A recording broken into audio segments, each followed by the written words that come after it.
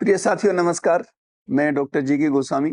चर्चा करेंगे हम आपसे आज एक बहुत महत्वपूर्ण court case, Selvi versus state of Karnataka.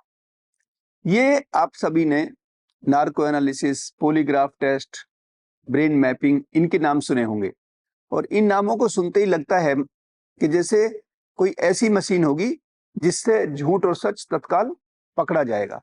कुछ हद तक ये बात सही भी है, लेकिन इसकी जो विधिक पहलू हैं वो क्या है, इस पे हम चर्चा करेंगे।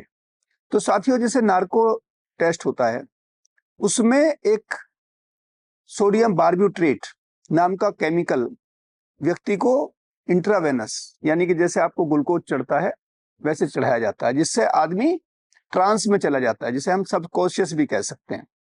तो कानून की नजर में अगर कोई व्यक्ति बेसुध है या सेमी कॉन्शियस है तो उसके द्वारा दिए गए बयान को हम उसके विरुद्ध नहीं पढ़ सकते। तो नार्को एनालिसिस हो या ब्रेन मैपिंग या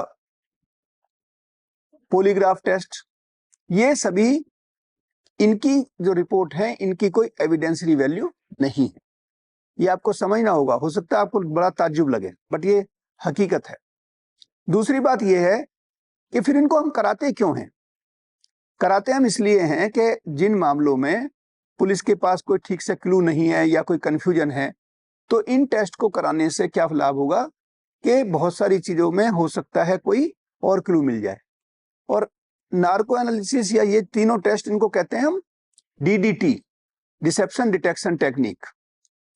तो इस डिसेप्शन डिटेक्शन टेक्निक में अगर कोई ऐसी चीज मिल जाती है, ऐसा तथ्य की रिकवरी हो जाती है, जैसे मान लिया किसी आदमी ने नार्को एनालिसिस में ये कहा कि जो हत्या का वेपन था, औजार था, पिस्तौल थी, वो कहीं छुपाई उसने, या कहीं उसका बॉडी, मान लिया उसका सर काट दिया, उसको कहीं छुपा दिया।